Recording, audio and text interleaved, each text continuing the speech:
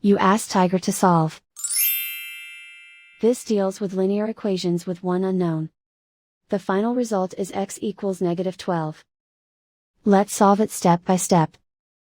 Simplify the expression. Expand the parentheses. Multiply the coefficients. Simplify the arithmetic. Expand the parentheses.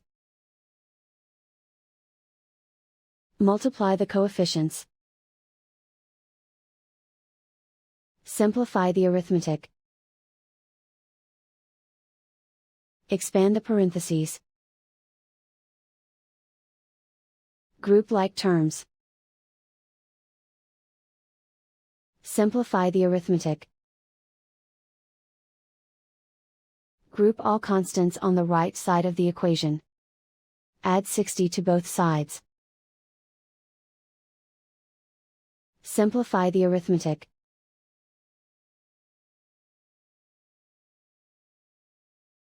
Isolate the c.